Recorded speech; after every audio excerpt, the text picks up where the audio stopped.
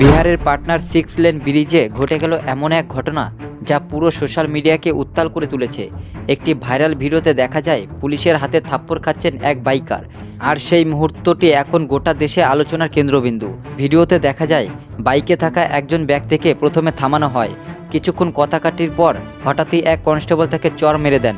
শুধু তাই নয়, গালমন্দও করতে শোনা যায়। এই দৃশ্য মুহূর্তে রেকর্ড হয়ে সোশ্যাল মিডিয়ায় ছড়িয়ে পড়ে। ঘটনা ঘটার পরই সাধারণ মানুষের মধ্যে ক্ষোভ দেখা দিয়েছে। অনেকেই প্রশ্ন তুলেছেন, পুলিশ কি এভাবে আচরণ করতে পারে?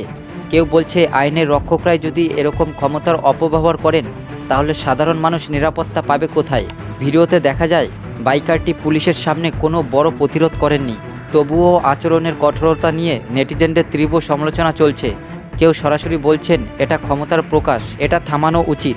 এদিকে ভিডিও ভাইরাল হওয়ার পর স্থানীয় প্রশাসনের দিক থেকেও নজর দেওয়া শুরু হয়েছে।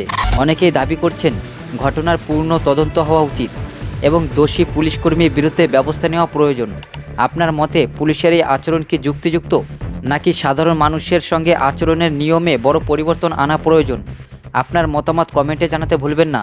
খবরটি বন্ধুদের সাথে শেয়ার করুন। এই ধরনের আপডেট পেতে চ্যানেলটিকে সাবস্ক্রাইব করুন।